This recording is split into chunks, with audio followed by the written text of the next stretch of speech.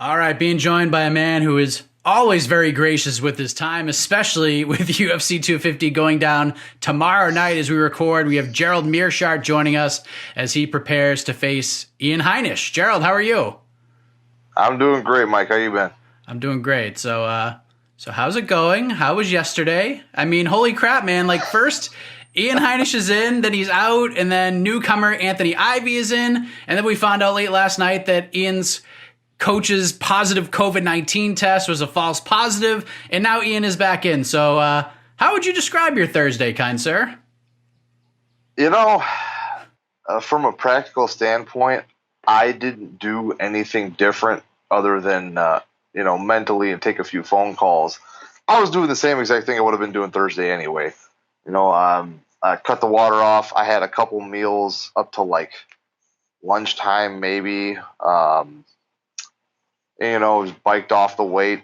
Nothing crazy, but the whole back and forth with who I'm fighting and all that stuff, that was, I'm not going to say it wasn't stressful. It wasn't terrible, but it was weird because I got a call right away from my manager. They're like, oh, yeah, he's out. Here's the new guy. I signed a contract for the UFC and for the Nevada State Athletic Commission for Ivy, only to find out later that Ian was back in and they were testing for a false positive. And we're getting tested again later today. So hopefully that doesn't happen again. But, mentally, physically, I'm prepared, and I am preparing to fight Ian Heinisch tomorrow at UFC 250. So I'm sure you're well aware of it now, but were you made aware that the reason Ian may have to pull out of the fight was because of COVID-19 and a potential positive test for his coach? Not directly, but I saw a bunch of things online, and I, know a couple other people who were kind of getting the inside scoop and gave me the 411 on it. So, I think the UFC would have said something, in particular had it not gone out right away. But I'm sure they wanted to release the information themselves and not have, a potential leak somewhere or something like that. How did you react to all of it once you were starting to see the reports and people were hitting you up where you're like, ooh, this goes beyond fighting almost. Obviously, you hope for the best for the coach, but, you're fighting a guy who, is being coached by a guy who potentially may have tested positive. Right. Yeah. I'm just really hoping that the tests were accurate because, I have people very close to me that work in the medical field, and, they can't be getting that stuff. That would be a big impact on me and my family. So, hopefully they got everything squared away. Like I said, we got more testing. I'm really hoping that the coach is fine, that Ian doesn't get it, everything goes smooth, and we can have the fight Saturday and then head back home happy and healthy.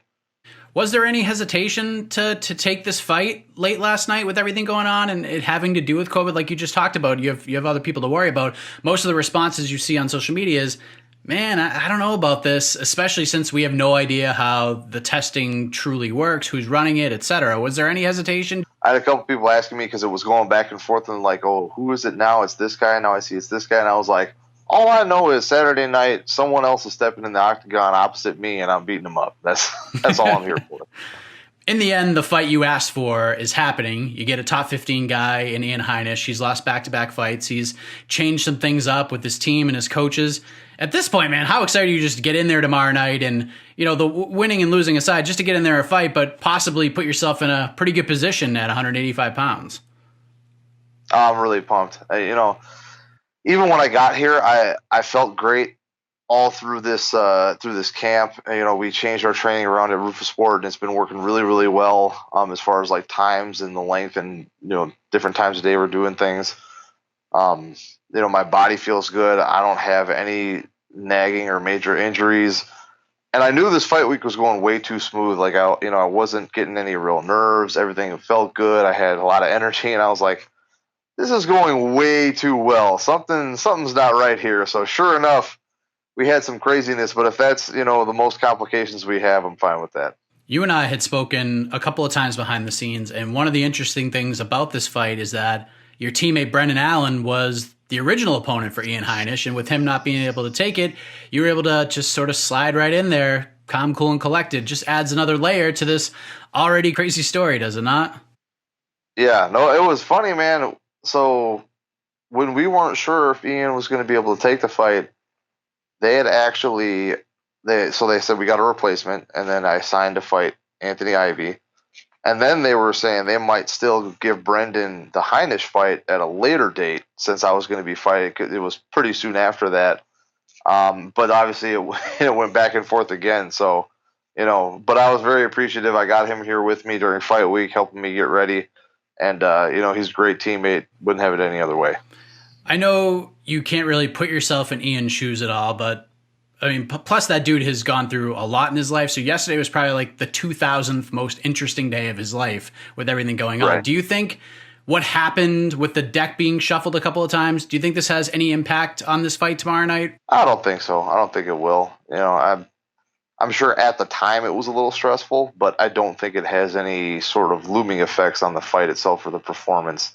And like I said, he's been through way more adversity than this before. As have I, nothing like him, obviously, but this is just a hiccup. And I saw right away that everyone told me he was going about business as usual, assuming that he was going to fight. So he handled it like a professional, and luckily here we are. So now you're sort of in pre-isolation for the next few hours. You're going to get tested again, and then you're going to be like in full-on isolation. Did you bring the old sax with you to get some work in? What are you going to do with all this extra time? No saxophone this time. That I think that put me over my weight limit on my luggage pretty quick, so I had to leave that at home. But I got luckily the two things. So when I'm cutting weight, I like to watch the Food Network. They had Beat Bobby Flay on there, and they had another one, Diners, Drive-Ins, and Ties. I like to watch a lot now. One of my favorite shows, American Pickers, is on, and I love watching American Pickers, so I'm watching that all day today. They got a marathon, luckily, and then I'll wake up and it's go time. All great shows. Triple D, it's one of my favorites, man. I don't know why people don't like that guy. I don't understand. He seems like such a good guy, but everyone just craps all over him. I don't get it.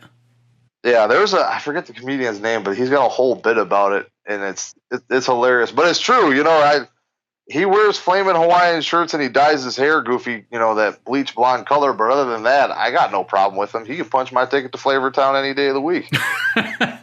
Well said. How does this one all go down tomorrow night, Gerald? I mean, it's a big one for you. You get some good juju and momentum going in your career. How do you get this thing done tomorrow night? I'm hoping for a submission, obviously, to break the middleweight record. Guy's tough. He's durable. Almost all of his fights in the UFC for sure are by decision, and most of his fights go to decision. So it's going to be tough to get him out of there, but I'm hoping I can set a few traps, make him make a mistake, and submit him in the second round. I'm curious to get your take on this because not only are you a fighter, you're a corner and you coach some guys as well. Thoughts on Nunes versus Spencer? Can Spencer get it done? Do you see some holes that maybe other people aren't seeing? Because if you go on social media, most people think a man is just going to go in there and run through in the first round. I don't think it's going to be like that. I think this is going to be a much tougher fight than some people think it will be. What's your take on it? I mean, she's definitely got a path to victory, and Nunes is tough. She hits like a semi truck because I've heard a few people say and seen interviews and stuff where they fought her where they're like, man, she touched me once and it was like I was seeing stars. So she's got some definite power. However, it's going to come down to how serious she's been taking the preparation because I don't know her personally. I would assume she's getting ready for a tough fight just like any other championship fight. But Spencer's very, very durable. And if she gets a hold of you, she's not just going to let go because you hit her a couple times. And I believe it was her last fight. We saw Nunes go to the ground, and I don't know if it was just being tentative or actually getting a little tired or what it was, but I saw some sequences where she could have got the finish via ground and pound or submission, but just kind of coasted.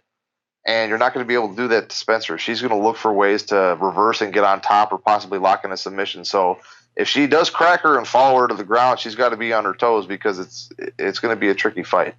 Yeah, I'm looking forward to it. I think it's a much closer fight than the odds makers have it right now. But I appreciate the time, man. I know you got a fight tomorrow, so I'll quit bugging you. But it means a lot that you jump on and give us some time. Rest up, and all the best to you tomorrow night, man. Hey, thanks, man. I appreciate it.